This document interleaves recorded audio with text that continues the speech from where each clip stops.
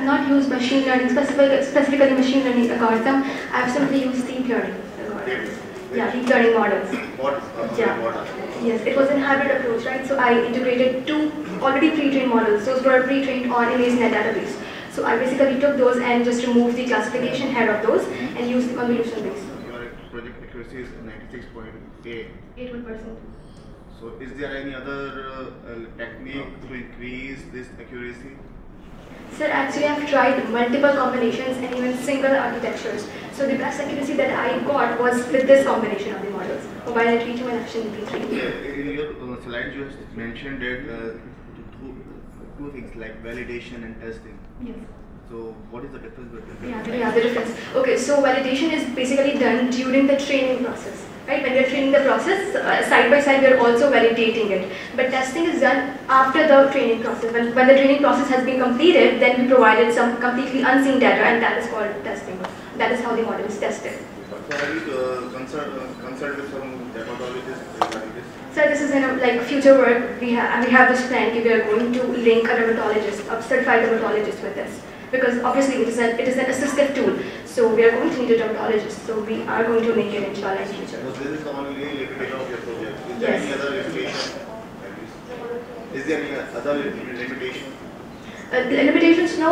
The only limitation that I thought was explainability. I just wanted something to rely on, or some point on which patients and healthcare professionals can rely on, because they also need to understand what is going on behind the scenes.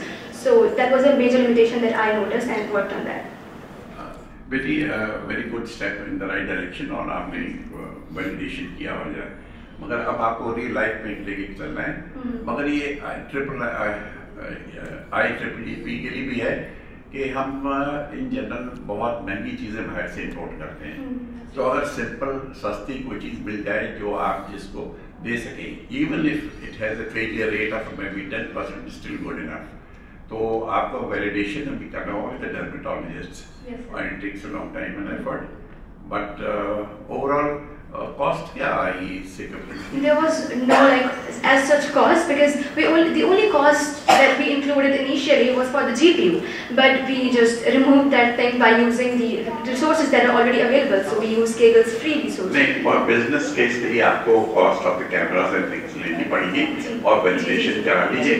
I think we should encourage indigenous things which may not be as good as from outside, but then you build upon that. So Naved sir, a good thing for you. वो बना रहे हैं, इसमें कोई है international standards जिसको आप follow कर रहे हैं या इसको उस पर आ रहे हैं, तो ये क्या है इसका मैन्युफैक्चरिंग का जो स्टैंडर्डाइजेशन है, ताकि उससे आपके इसकी रिलायबिलिटी निकलती है. If you are meeting that standard, then the dermatologist or the hospital would be quite open to using your models. Sir, we are trying to get it sort of certification from ISO, ISO certified, so that it's much more reliable and transparent.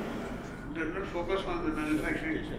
वो तो एक है कि certify करते हैं कि आपका एक process ठीक है. It doesn't guarantee कि आप जो चीज बना रहे हैं वो ठीक है, आपका process. So you are actually talking about the reliability of that.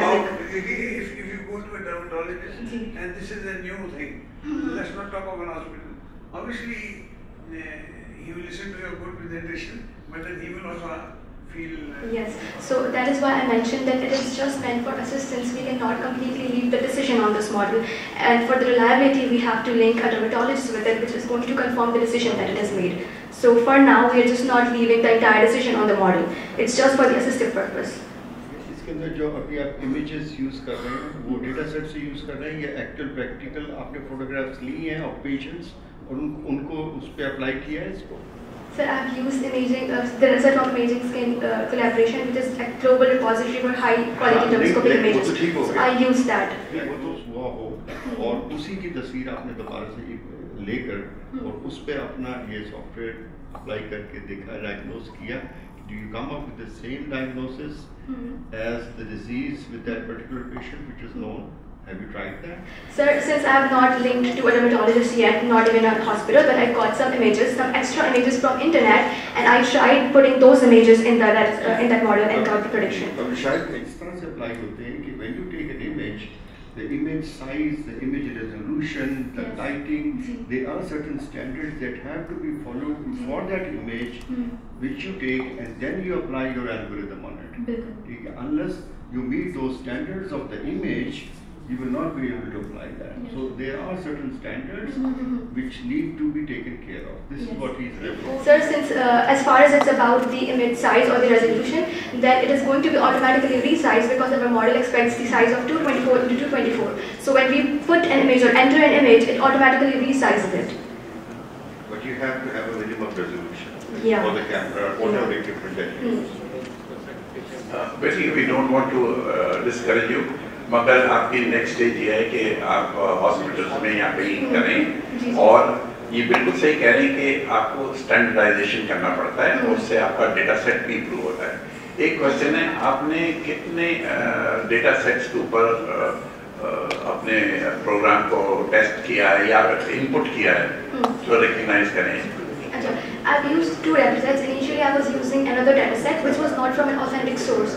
So I didn't want to risk it because in healthcare there is no room for risk, right? So I excluded that and then I stuck to this one because this is verified. It's from an authentic source. So that's why I stuck to this. तो कितने हजार pictures की आपने डाली हैं इसके अंदर? Originally they had 11,730 images, so that's why I stuck to this. तो कितने हजार पिक्चर्स की आपने डाली हैं इसके अंदर? Originally they had 11,730 images, but I also did some data augmentation because I wanted to have equal number of images in each class. So the total was about 22,000 and each class had around 3,000 images, nearly 3,000 images. So going back to what engineer Shahid has said, आपको अब आगे standardisation और system लेके आने पड़ेंगे वरना बिकेगी चीज में। Exactly. I'll keep it as a suggestion, inshallah. मैं सिमुलेटर का प्रोवाइडर हूँ और इसके मुताबिक इन्होंने 2 बातें कंफर्म नहीं की हैं। एक तो ये है कि इनकी ये रिसर्च ICCC 2025 सर्वाकिया में ये एक्सेप्ट हो चुका है इनका पेपर और 13 to 15 मई को जो है वो इंशाल्लाह प्रेजेंट होगा। एक तो ये बात आई थिंक कि law university of health sciences में इंटरेस्ट है कि हम इस प्रोजेक्ट को मज़ीद जो है वो आगे बढ़ा सकें। तो उनके साथ हमारे 2 प्रोजेक्ट हैं, कैंसर का है, कैंसर के एजेस की डिटेक्शन का है जो NIH में सबमिट हुआ है। Can I add something? I've also added the updated version of the dataset. I told na कि I did that augmentation in order to have equal number of images. So I've also uploaded that on Kaggle so anybody can access it if they want to research further.